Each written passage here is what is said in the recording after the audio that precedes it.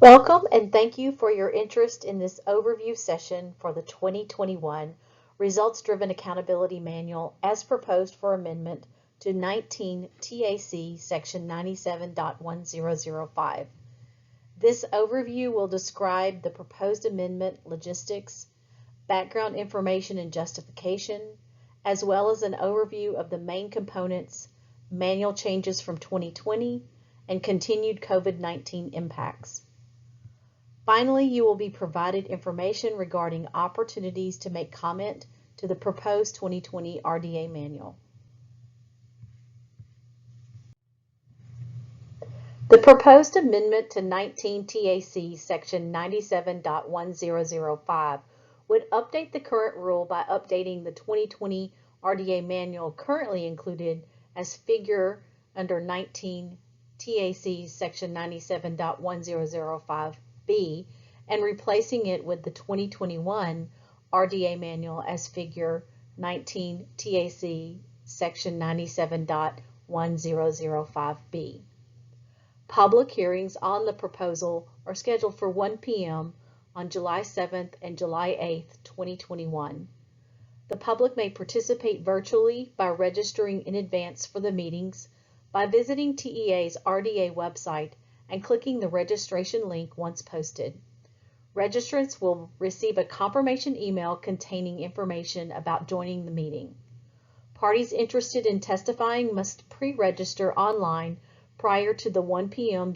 start date on the date of the applicable hearing and are encouraged to also send written testimony to spedrule@tea.texas.gov. The hearings will conclude once all who have registered have been given the opportunity to comment. Questions about the hearing should be directed to the Office of Special Populations at 512-463-9414. House Bill 3459 during the 78th Texas Legislature in 2003 added the Texas Education Code TEC Section 7.027, limiting and redirecting monitoring done by the TEA to that which was required or to ensure school district and charter school compliance with federal law and regulations, financial accountability, including compliance with grant requirements, data integrity for the purposes of the Texas Student Data System, Public Education Information Management System, or TSDS PIMS, and accountability under TEC Chapter 39. Legislation passed in 2005 renumbered TEC Section 7.027 to TEC Section 7.028. To meet this monitoring requirement, the TEA developed the Performance-Based Monitoring Analysis System, or PBMAS, later renamed as Results-Driven Accountability in 2019. This is used in conjunction with other evaluation systems to monitor performance of certain populations of students and the program effectiveness of special programs in school districts and charter schools. The TEA has adopted its PBMES manual and rules since 2005 and the RDA manual and rules since 2019. The RDA manual outlines a dynamic system that evolves over time, so the specific criteria and calculations for monitoring student performance and program effectiveness may differ from year to year. The intent is to update 19 TAC Section 97.1005 annually to refer to the most recently published RDA manual. The adoption of RDA manual located at Figure 19 TAC Section 97.1005B finalizes the technical specifications required to produce the RDA reports for each LEA in the state, used for required program monitoring activities. Overall, the format of the RDA manual has remained the same for 2021. Indicator groupings are found under 3 identified domains. Domain 1 captures indicators of academic achievement. Domain 2 captures indicators of post-secondary readiness.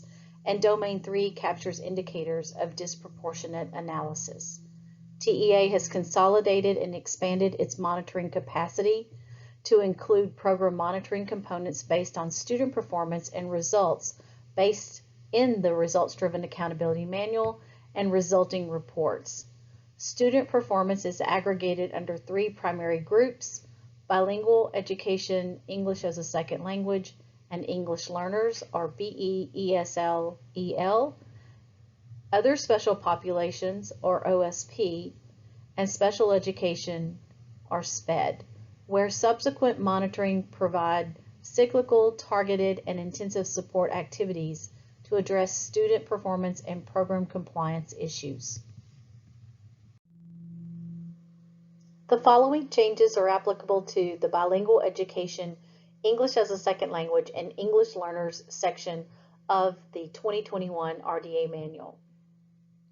In 2021, certain indicators are proposed to be assigned as report only for all LEAs due to the exclusion of previously included student population. Changes in PEIMS code for students identified as participating in an alternative language bilingual education program, coded as PEIMS code E1642, alternative language program code equals 01, are not yet available in the consolidated assessment file utilized for these indicators in 2021. Those include BE ESL EL indicator number 1 for bilingual education STAR 3 through 8 passing rate, and BE ESL EL indicator number 2 for ESL STAR 3 through 8 passing rate.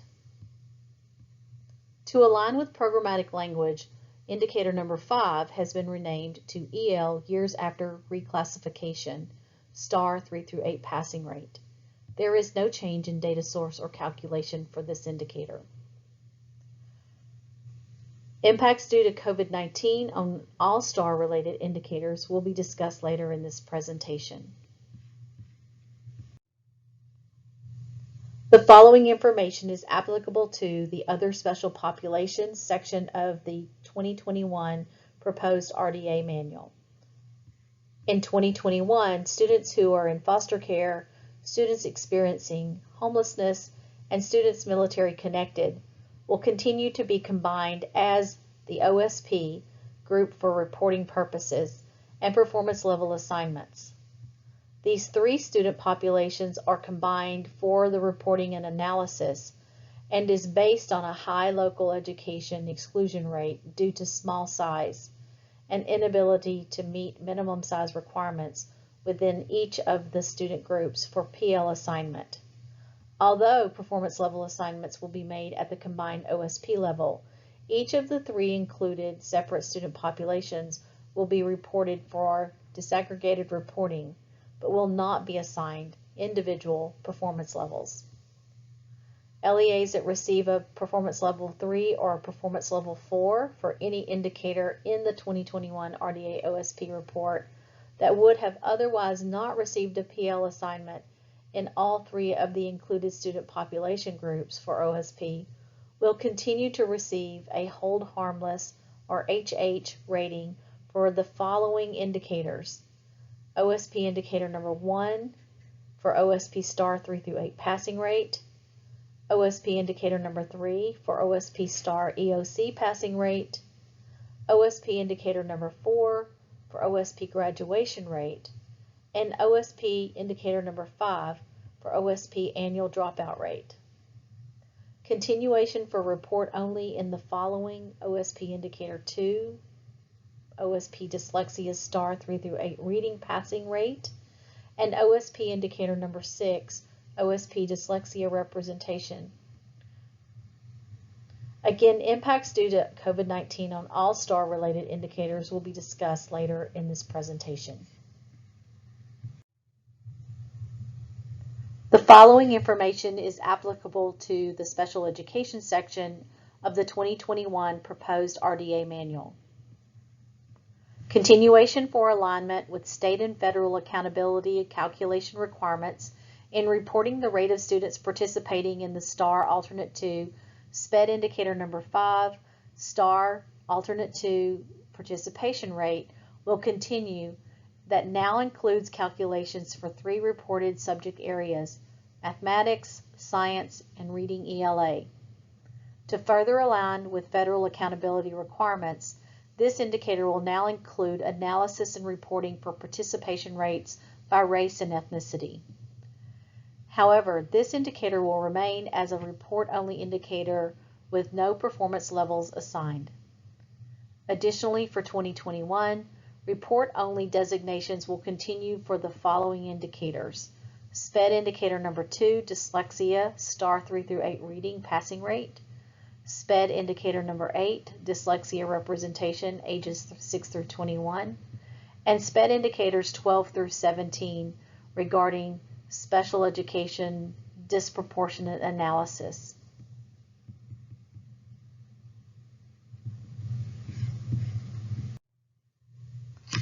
The COVID-19 nationwide pandemic continues to have impact on certain data used in 2021 RDA data processing. During the 2019-2020 school year, no data was available for multiple indicators, including BE, ESL, EL indicators number 1, 2, 3, 4, 5, 6, and 8, OSP indicators 1, 2, and 3, and SPED indicators 1, 2, 3, 4, and 5.